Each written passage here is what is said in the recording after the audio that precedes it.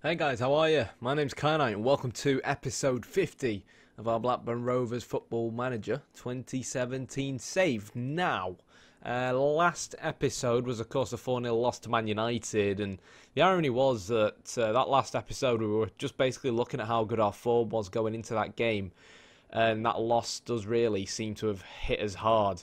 We were 2-0 up against Newcastle at home. They get a corner, Rob Holding grabs a goal from the corner, and then in the 74th minute Henrique scores a penalty.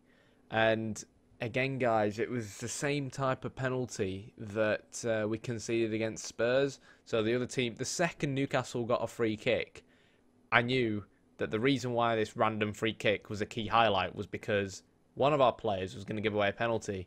And I don't know why this has become a thing. It happens far too frequently. And the same thing happened in the FA Cup game against Liverpool. We were 2-1 up for the mass majority of the game.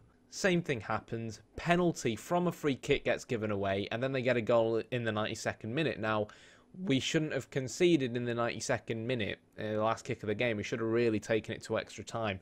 Now, in a way, I'm kind of thankful that we've been knocked out of the FA Cup, because I'd rather put all our eggs towards the League and the Europa League.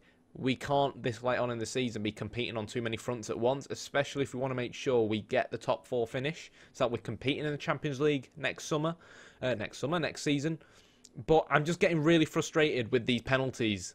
I don't know what to do about it to prevent it. The only thing we can do is try and prevent the free kicks happening in the first place. But when there's a free kick, you know, that's 50 yards away or something like that, it's just going to be whipped into the box. Why are we always giving away a penalty? I don't get it. And you look at the 3D replay, nothing's really going on. I think this is part of the latest update or something like that, where they're trying to make fighting in the box seem a bit more realistic. But, you know, so Spurs game, we conceded one of them. We conceded another one of them somewhere else here. Conceded one there, conceded one there, and we conceded one there, 2 games in a row, and I'm just fuming, to be honest, and I'm sick of conceding these dumb penalties. It's kind of like when teams say they'd rather be 1-0 up than 2-1 up, because when you've been 2-0 up and it's 2-1, suddenly all the momentum is like with the other team to get that goal back, and that's essentially what the penalties did for both Newcastle and Liverpool in both of them games. 2-0 up there, 2-1 up here, and the penalty comes, and before you know it, the comeback is on. But, bogey team time, we've got Arsenal. We look at the Premier League, they're just about above us. Win against Newcastle was really something we needed. Really frustrated we didn't get that one. And I think the league is well out of reach now. Man United beat Man City early on. So, yeah, the aim for now is going to be finishing in the top 4 and bagging a Champions League spot. Positively, there's a good 11 points between us and Stoke, so we can't afford to lose this game. But let's aim higher, you know what I mean? Champions League spot is all nice, but let's get 2nd place, let's get 3rd place. Let's be positive. I am, for some reason, being linked with a Man City job. I'm not sure people will be big fans of me going to Man City.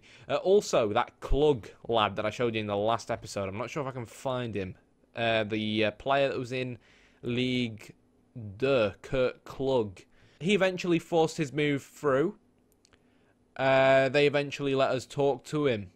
But in the end, he chose Real Madrid over us. I'm kind of happy because it means he's a quality player that I found.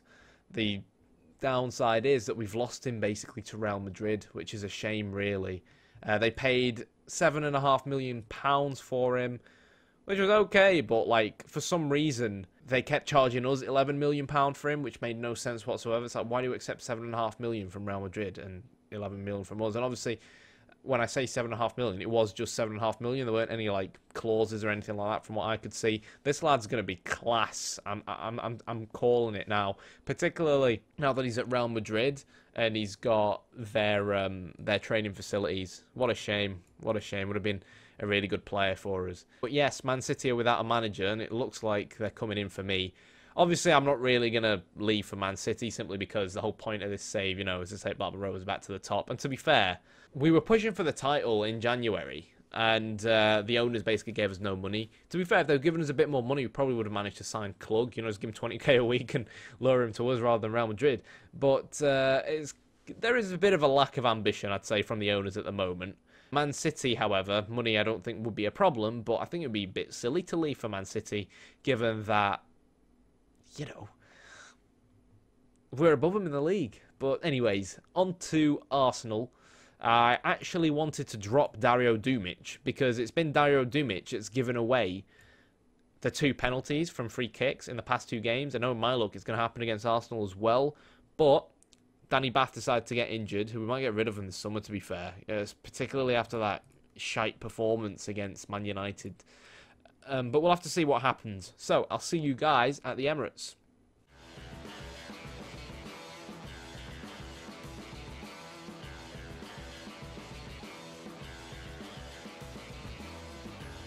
Okie dokie, here we are at the Emirates. It's a bloody nice stadium, isn't it? I always come to these big stadiums and I'm just like, wow, in comparison to ours.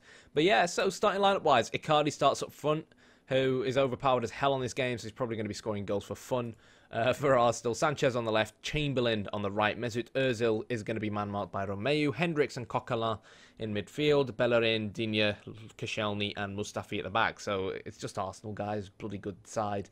We've gone with Nano up front rather than Andre Gray. His goals have dried up recently and Nano played really well in our FA Cup game against Liverpool. So time to give him a run around and see if he can redevelop his form. I find Andre Gray's a lot better from a direct perspective, but Nano is really good when it comes to trying to thread balls through to the players to the left and right of him. Piaka's also been on fire. Yang comes in on the right-hand side. Me and Nabil Gillas have had a bit of a fight because I'm not starting him, so he's going to get sold in the summer. Demirbay and Elenya start in midfield. It'd be great if Elenya can grab a goal from midfield, which is something he loves doing. Fabio is out on the right, along with Callas and Dumic at the back, with Augustinsson at the left and Rajkovic in goal. So, nothing too surprising. We've gone with the fullbacks like we always do, and you know, modified instructions a little bit.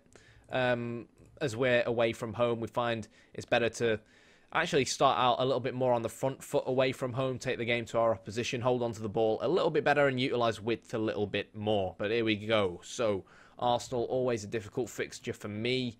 Even Wenger, to be honest, in his pre-match press conference admitted that Arsenal are quite lucky against me when they mentioned to him, how come you've got a really good record against me? And to be fair, he is right. We lost 1-0 against them early on in the season at Ewood Park. We were the better side, but, you know, they just somehow grabbed the goal with Cavani. Nyang shoots and scores. Oh my God, I had my heart in my hand then when he missed that. Petr Cech, they mentioned it in the pre-match press conference as well, that we always struggle scoring against Petr Cech. I think it was last season as well. He got something like an 8-point-something rating against us because Petr Cech is honestly one of the best goalkeepers on this game, in my opinion. I can never seem to score in him. We now commence our own counter-attack. Kerem Demirbay will find Piaka out on the left-hand side, but he gets tackled by Mustafi. Chamberlain now making his way down that right wing, but Piaka wins the ball back. Awesome stuff from Piaka, and now we're the ones in charge. Dumic could have played that ball forward there. Not quite sure why I played it back to the goalkeeper, but we'll see what the lads are going to do. Demirbay to Piaka. Really nice one-touch football here from Blackburn Rovers. A win against Arsenal would be massive for us. It really would be. Not just for my bloody confidence, given the last few, you know, results, but in terms of the fact that they are one of our bogey sides. And if we are going to beat Arsenal, we need to finish off chances like that. Piaka, very unlike him, he's been one of the best finishers in our side. Please don't give away a penalty. Oh, that was so close to... That was the kind of scenario, guys, that we've been giving away penalties from. It makes no sense whatsoever. And what makes even less sense is how Arsenal are going to score this goal.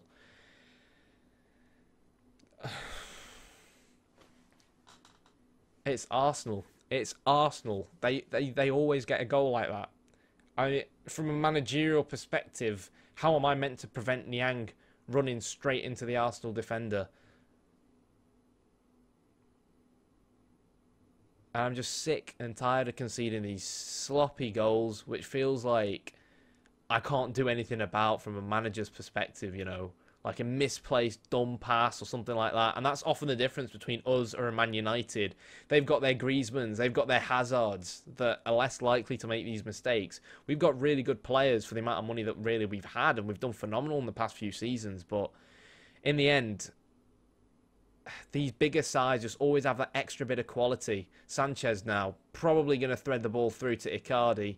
No, but it's always that little extra oomph that the other teams have. I mean, I'm kind of hoping that if we finish in the top 4, we'll finally get that extra financial oomph in the Champions League. Andre Gray up front instead of Nano, and let's see whether he can grab a goal for us, a much-needed goal for us. This looks like it could be a counter-attacking opportunity for us, or maybe not. Alexis whips the ball in.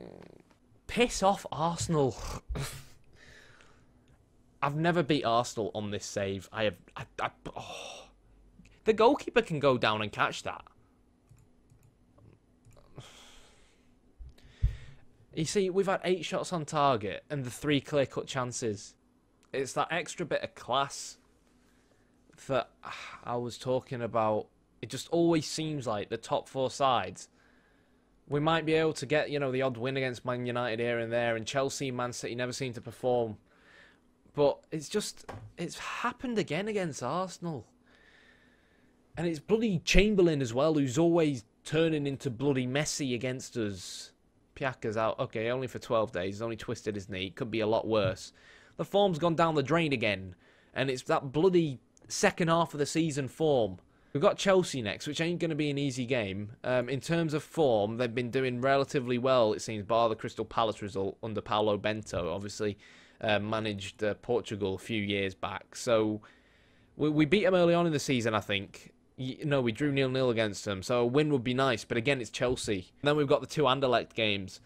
All I know at this point is we've got to give it our all in these 3 games. But in terms of our Premier League finish, even though it's going to take something special for us to drop out the top 4, I need the form to pick up again. We've got to get the wins that we should be getting against these sides, bar Liverpool perhaps, and even Liverpool are a team we can beat. We showed that we can take the game to them away from home as long as we don't give away one of them dumb penalties. So for me, these should all be green. There's no excuses really. But I'll have to see what we can do. I might have to change training around or something, but because we've just conceded far too many goals in these past few games. But until next time, I've been Kyanite. The struggle continues. Yeah, we'll be back for a double episode, I think, which will be the 2 legs of the Anderlecht game. I'll see you guys next time. If you enjoyed the video, hit the like button, hit the subscribe button. See you later.